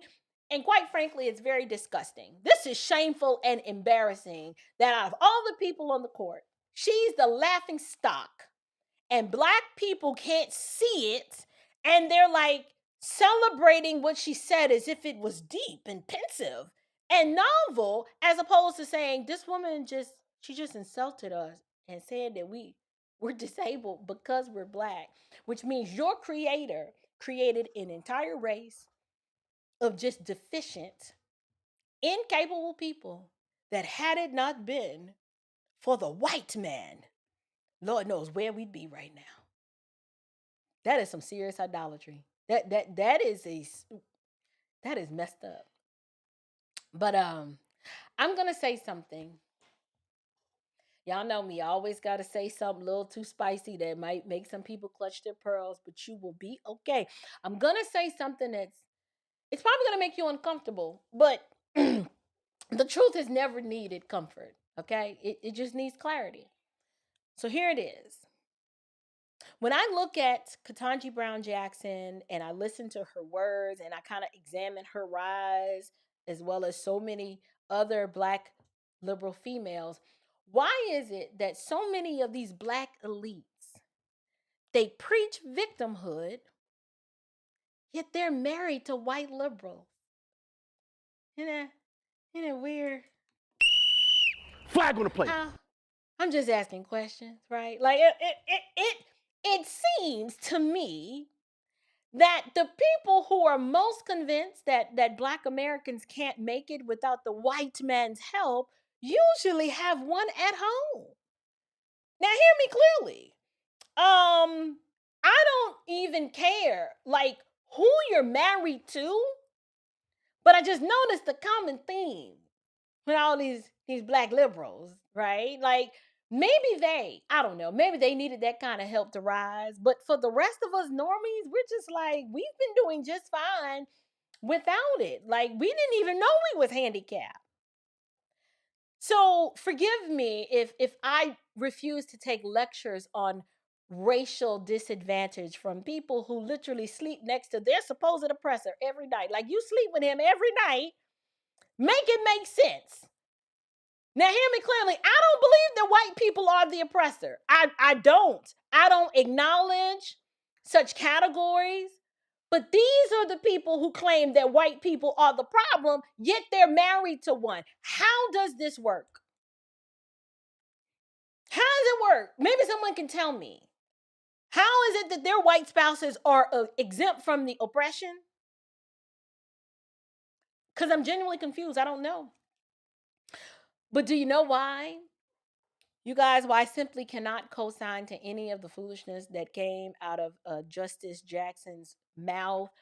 I can't co-sign it because I am compelled. Okay, yeah, I took a shot at her white husband, but let me explain it. I'm compelled by biblical conviction. I have to ground all of her foolishness in the truth. Here's my epistemology in what I believe, right? Acts 17:26 explains it perfectly. And I'll tell you, Acts 17:26 reminds us that he, God, made from one man every nation of mankind to live on the face of the earth. So if I believe that, that means that equality is not something that Congress can grant. It is something that God created. My blackness is not a disability. Okay? I also affirm Galatians 3:28, which says there's neither Jew nor Greek, slave nor free, male nor female, for you are all, those of us who are believers, we're one in Christ Jesus. So that means for those of us in the household of faith, and even those that are not, that are just God's creation, he made all of us from one man. So that tells me that the gospel doesn't need diversity training. Okay? God's kingdom doesn't need affirmative action. It doesn't need any of that. The church doesn't need some sort of racial ramp for the blacks, right? What we need, regardless of the context, is repentance. We all need redemption from our sin, and we all need to be responsible for our own actions and the decisions that we make or fail to make. That's what I believe. So in the grand scheme of things, true equality is not going to come from legislation. It comes from us being liberated, but not from systems. I'm talking about the kind of liberation that only Jesus can give you. And that's the problem. These people's minds are warped because it doesn't begin with the knowledge of God, and their hearts are darkened because they are following the pattern of the God of this world, right? Was it Ephesians 2, saying these people are dead in their sins and trespasses. This is why they can't think clearly, and they say stupid stuff like this. Well, it's like a disability. I'm like, is it? Tell me more. Tell me more about my disability, right? Do I have to get regular checkups? Do I need to be fitted for braces, right? Do I start with like a baby wheelchair and then work my way up? How does this work, Katanji? This is crazy. She ain't gonna never live this one down. I'm sorry. I ain't gonna ever let this one go. But listen, let's deal with the political lie. The political lie is that the left loves to act like black people can't access the ballot box. Have you ever noticed, you listen to Democrats, like if you go on Jasmine Crockett's congressional website and all of the members of the Congressional Black Caucus, they always put that in their campaign platform is voting rights. And for the life of me, I'm like, what voting rights are these people talking about? We have the right to vote. What are they fighting for? And what I realized is that they absolutely are championing voting rights, but it's not for us. It's for the illegals. And they're also championing for voting rights. They want to make it easier for you to cheat and all kinds of ballot shenanigans. But the political lie that the left tries to push that black people don't have access to the ballot box and that we are somehow being disenfranchised by evil Republicans with voter ID laws. I'm like, there go that low bigotry of expectation again. Like, so blacks, we don't have IDs. My son is 17 years old and he has a permit. That's an ID. Like, he got it all by himself, all his by his lonesome. He didn't need any help from the government to get it outside of going to the Department of Motor Vehicles and filling out the paperwork and taking the test. The argument is that we are disenfranchised by the evil Republicans because we black. But the data says otherwise. The data shows that black voter turnout in states like Georgia and Florida, you guys, outpace white voter turnout. So is it Southern, like, because of the heat? I get it. Because of the heat in Georgia and Florida, is somehow we closer to the equator and the sun and the way our bodies process like the melanin from the sun. Those people are enabled to figure it out. But maybe it's the northern blacks that can't because they're too far away from the sun. Like I don't know. I'm making stuff up as I go, just like they are. It makes no sense. So somebody has to explain, why is it voter turnout in states like Georgia and Florida outpace that of white voter turnout? The blacks in those states don't have no problem accessing the ballot box. I don't know. Listen, if we're disabled, we sure do a lot of standing in line for folks who can't find a polling place. I don't know how we're able to do it. I don't know. But here's the truth. The Democrat Party, they need us to feel oppressed. They need it. They need us to feel oppressed because victimhood, that is the fuel that keeps their political plantation running. So they have to constantly remind you that, it's a disability. Your blackness, it's inherent. It's endemic to who you are. And without the government, we don't know what you do. Y'all, these Democrats without victims, there's nothing to virtue signal. They have to have grievance because unless you're grieved, they can't be government as savior. And they got to keep you dependent because without dependency, there's no Democrat power. That's the truth. So y'all, we are not disabled. Especially if you're in Christ. You've been delivered, but you ain't disabled. I know they start with a D and they sound, no. Justice Jackson's comments were incredibly tone deaf.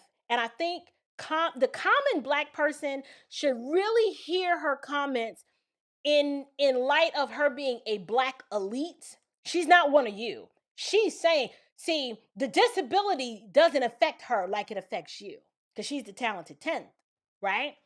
The rest of us, it's affecting us. So when you hear her comments, they were very much tone deaf and very telling because she exposed what she really thinks, right? As a black liberal, she revealed exactly how liberals view black Americans. You're just perpetual patients in the hospital of history. And it's a disability. But here's the truth, you guys. We are not disabled. I reject that claim. I laugh at this clown of a Supreme Court justice. She deserves to be shamed. You guys, for one, I'm a Christian. And so even in light of that, we're descendants of overcomers. I don't understand why we don't view ourselves this way. We're always talking about how we built the country, yet when it's time to pull on that strength of us being innovators and thinkers and builders and warriors, you go from building everything to being a victim. I understand how it works. Pick a struggle.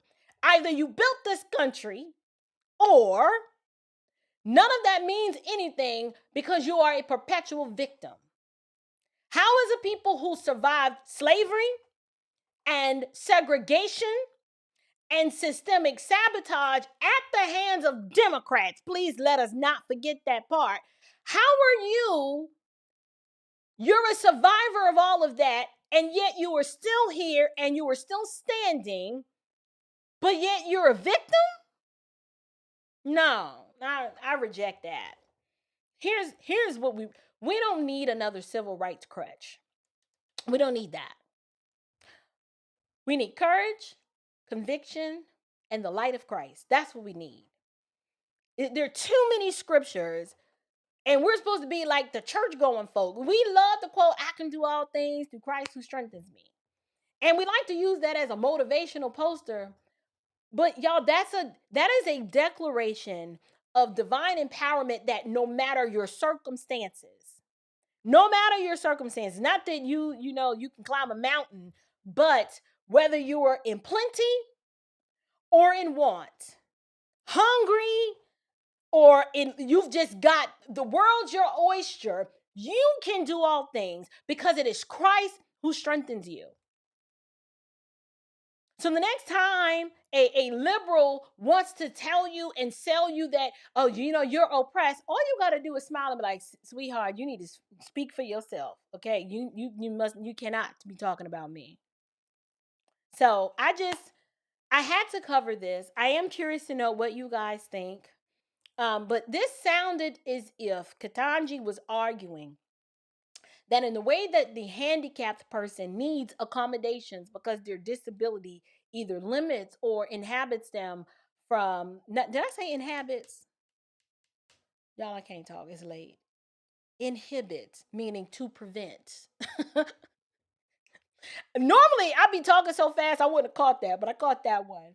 It inhibits us, the disabled blacks, from accessing places and spaces like the disabled people. She's basically saying, like, in the same way, blacks too are disabled. I just need to know who agrees with that. Like, do you believe that our ethnic expression, because of it, that we need special accommodations because the nature of us just being black? I don't know. I want to know if there's someone out there that believes that. Because I tell you, these darn liberals, they sure are low down. They are the lowest of the low. And you should be insulted. But I see you guys in the live chat. Hopefully you guys are doing well. We're about to wrap it up. I've already mentioned to you guys about the Seeds and Roots Symposium that is this Saturday in Philadelphia, Pennsylvania. I am sure it's going to be an amazing event. I will be there with Delano Squires and the beautiful Mrs. Kathy Barnett. We recently added Vince to the lineup. Kim Klasick's going to be there. There's just going to be so many thought leaders. Ian Rowe, just a wonderful academic who's accomplished so much. I think he's the former CEO of Best Buy. We're going to be talking wealth generation and entrepreneurship and faith and family and just liberty as Americans. I want to encourage you, if you are in the tri-state area, Philadelphia, Jersey, South Jersey, New York, Connecticut, just drive on over. It's a one-day event. Beginning at 9 a.m., you can go to kathybarnett.com and you can go ahead and register to attend. I believe the beautiful Mrs. Crystal, Red Pill Brown Girl, is going to be there. Talked and touched base to so many of you who have expressed interest in attending. So I will look forward to seeing you there. We'll take some selfies. But y'all got to remind me about the selfies. Because usually when I go to these events, I am so enamored with just being in the room and seeing you that I actually forget to take the selfie. So you have to remind me. Also, I want to give a shout out. I'm going to get to these super chats. I have got to give a shout out. You guys, I was in my local Kroger and I was in the frozen food section. My husband always tells me, if you're going to go to Kroger, you need to go before 2:00. Okay, go early where the people who want to just get in and get out and have a sense of purpose, that's what time they go, before 2. It was before 2 and I was there.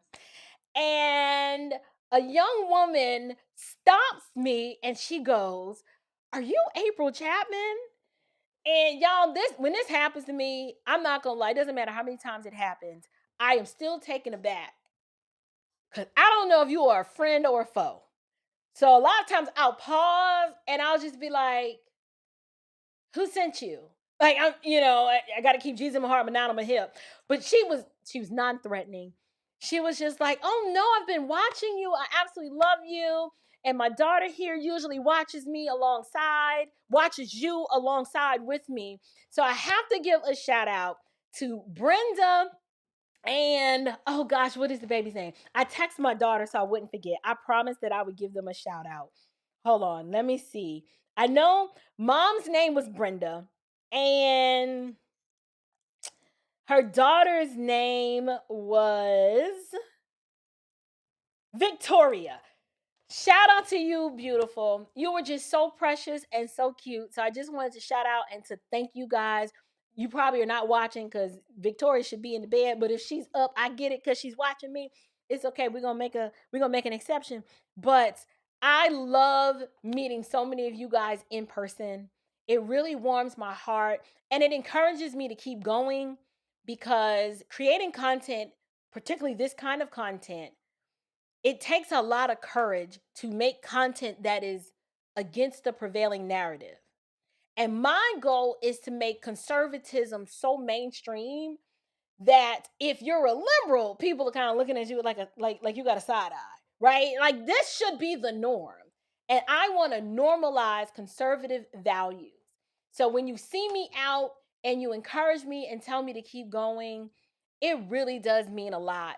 Because there are some days it is hard. I just like, I don't want to turn on the camera. It's just, I'm sleepy. And, my immune system tried to get compromised last night, and I thought I was coming down with something. I started sneezing. My nose started running. I was like, oh, no, I cannot be sick. So I took what I normally take, and I feel so much better now. But there are some days, like, y'all don't care if I don't feel good. Y'all be like, well, when you going to drop a video, right? I'm not a machine. I'm a human. But I do want to shout out to Victoria and Brenda. Thank you guys so much for watching the show. It really means a lot to have you guys' support. So let me get to the super chat. Hey, Sister Marsha. She said the longest running shutdown was in 2018, 35 days. Oh, child. You know what was I doing in 2018? I was a conservative. I don't remember that one. Thank you. Thank you for that one. Who knows? Well, it was probably their fault back then too. So the longest running one was 35 days, and I really don't even remember it. But I was already, traveling this weekend. It's gonna get a little sketchy. I have every intention on being in Philly, and my flight leaves Friday early enough in the day so that if it gets canceled, we'll be able to work some things out. So y'all pray for traveling mercies that I actually make it to my destination safely and on time, because I really do want to be there.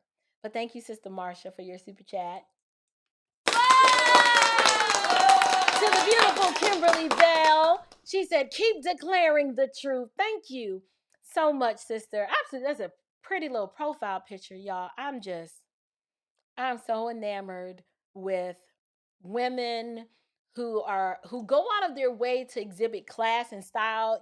We have so much orangutan energy out here, and we got so many people out here just, y'all, we in the streets looking like straight thought pockets. I went to an event on Friday, and y'all, the culture is bad. It's bad. I tried. No, I don't. I was gonna say I try to refrain from being super critical, but I don't. I just call it like it is. So to see a profile picture like that, she just looks so classy and poised. I mean, we need to see more of this. Absolutely, we need more of this. So thank you so much for your super chat. And then we have Sister Joyce. Thank you so much for your contribution tonight. She doesn't leave a comment. She just wanted to support and help sponsor tonight's live stream. So thank you so much, Sister Joyce, for that. Let's go ahead. We're going to wrap it up. But before we do, I want to mention to you guys that we have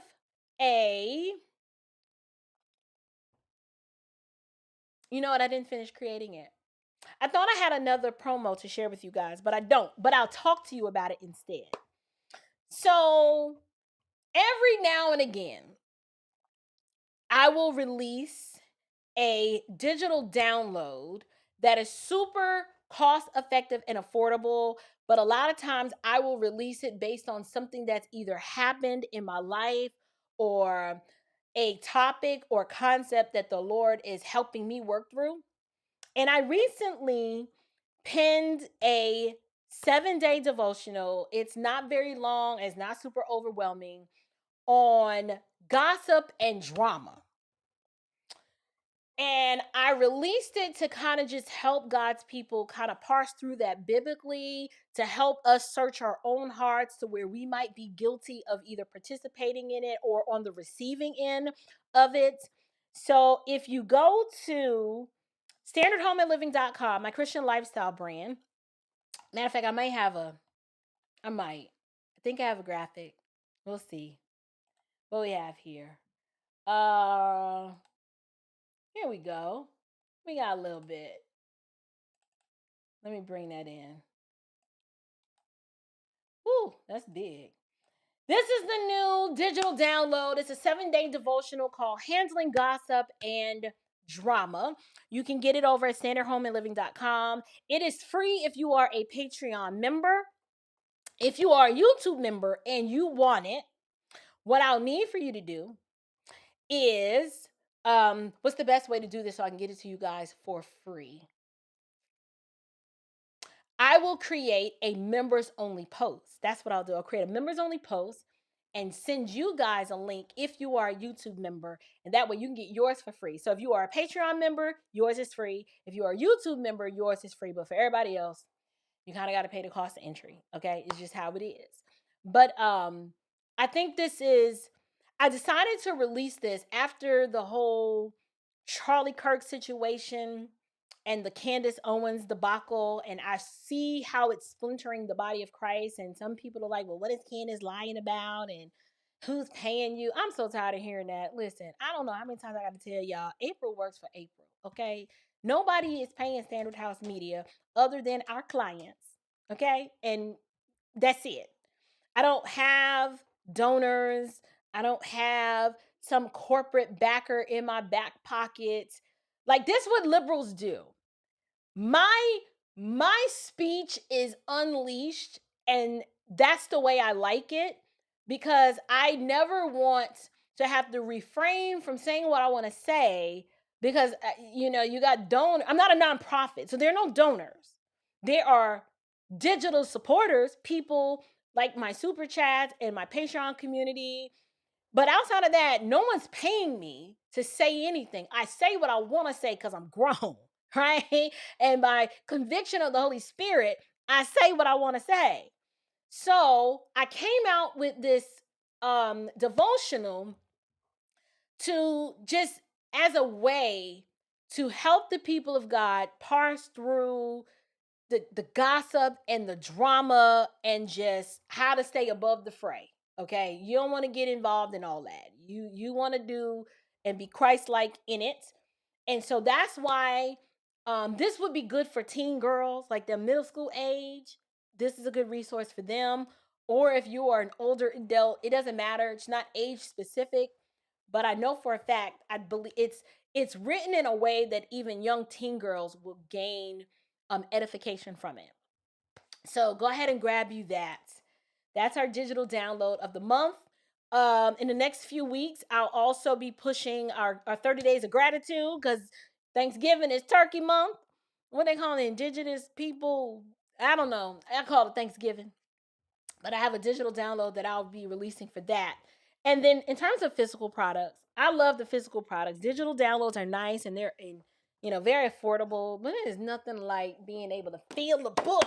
I need to feel it. I need the weight in my hand. This is a new release. This one is called Gospel at Home, Equipping Parents to Make Disciples. And this one is new.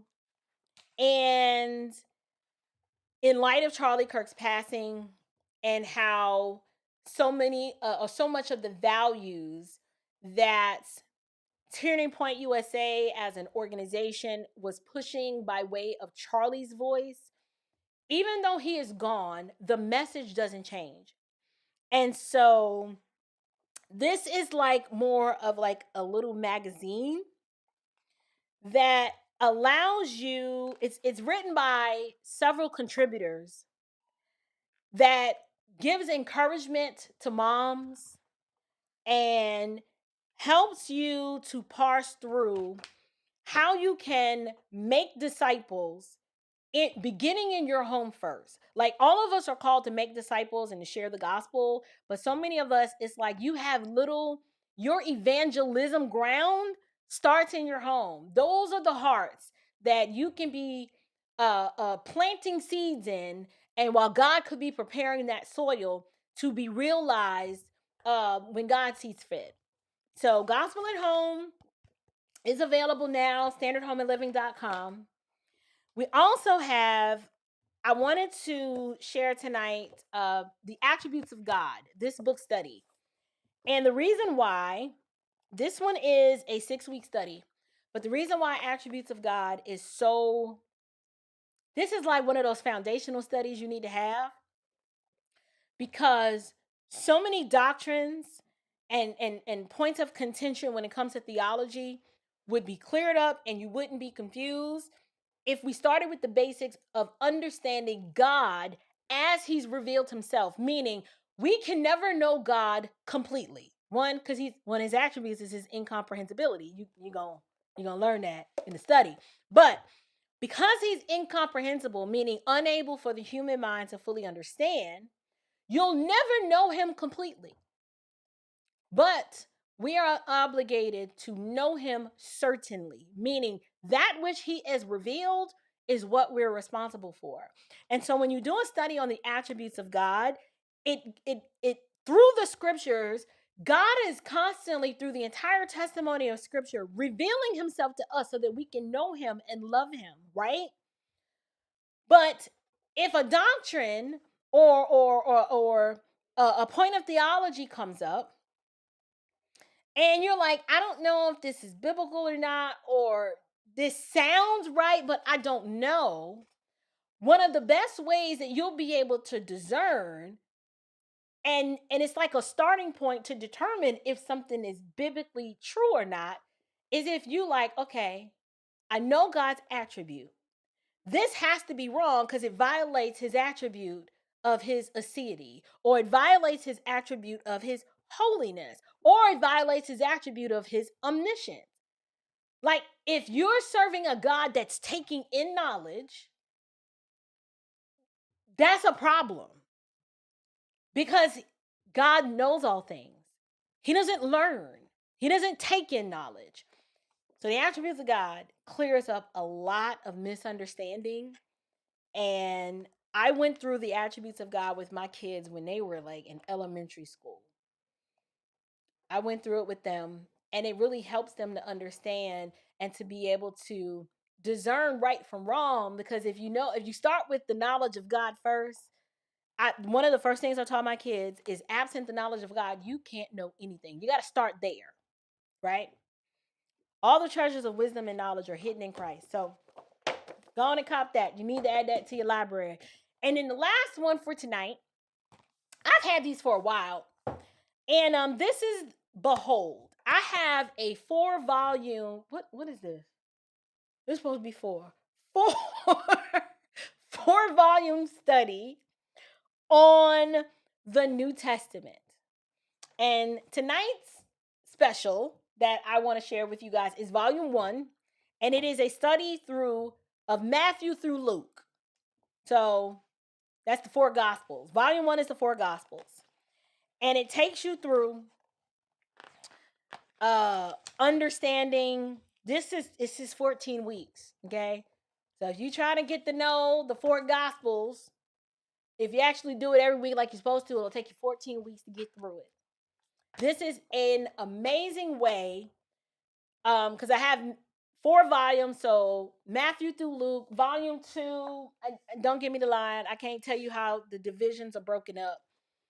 But if you're looking for a way to systematically study the New Testament, to understand the meta-narrative of Scripture, what is the big picture, what is happening here, who shot John, who did what, who stoned Stephen, this is for you.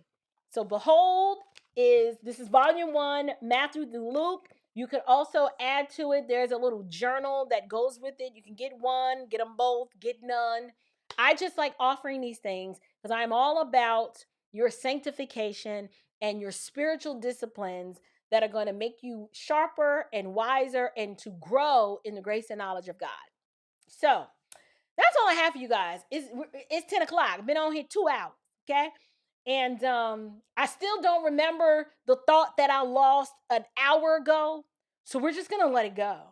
We're going to let it go. And I'm going to get to these super chats. Hey, Brother Lamont. Okay, so they will be there. We have the tickets for November 8th. Yay! I can't wait to see you guys. Now, make sure you identify yourself because I can't remember what y'all look like. So you'll have to tell me who you are, and we'll make sure we'll take our selfie and catch up and shoot the breeze and do all the things. Can't wait to see you guys. You guys have been following and supporting me since I can remember. So I'm grateful. I really am grateful for you guys. Then we have Night Mover. Night Mover says, much love for what you do, April. Thank you, Night Mover, for your generous contribution tonight. I love what I do. I do. I eat, sleep, and breathe the content that I prepare for you guys. I really don't just get up here and I wing it. I actually research. I talk over the topics beforehand with, my little tribe of trusted advisors. I bounce things off of them to see if I'm seeing things clearly. What other angle could I possibly address this from so that I'm not sounding like everybody else? I love reaction videos. I do. But oftentimes, you've seen one reaction, you've seen them all.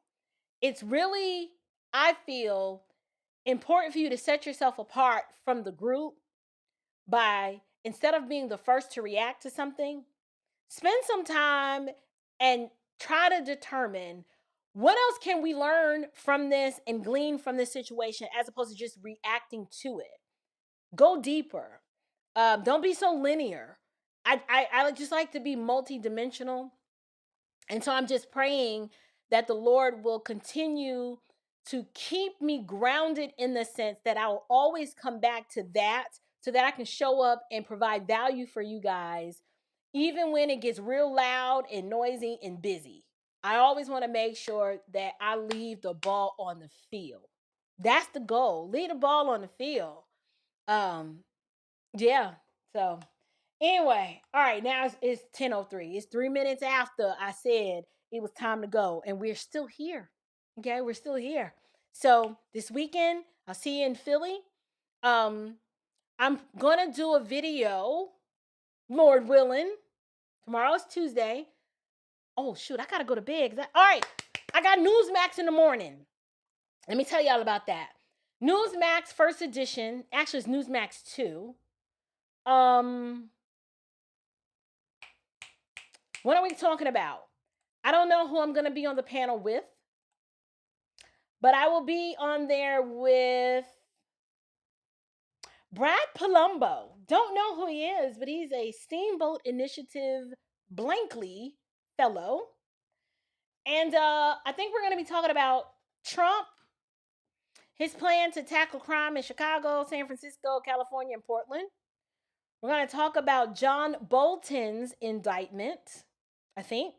The government shutdown, and on foreign policy, we might talk a little bit about Zelensky's White House visit and Israel strikes on Gaza. So before I go to bed, I need to bring myself up to speed because I know nothing about Zelensky visiting the White House. I'm a little out of touch, and I don't want to appear stupid in the morning. So I got to go do that and be in bed no later than midnight because I got to get up at 6, hair, makeup, and my hit time's 8:25. So I love you guys with the love of the Lord. And until next time, you guys, stand firm, stay bold, and above all else, stay unshakable. Grace and peace.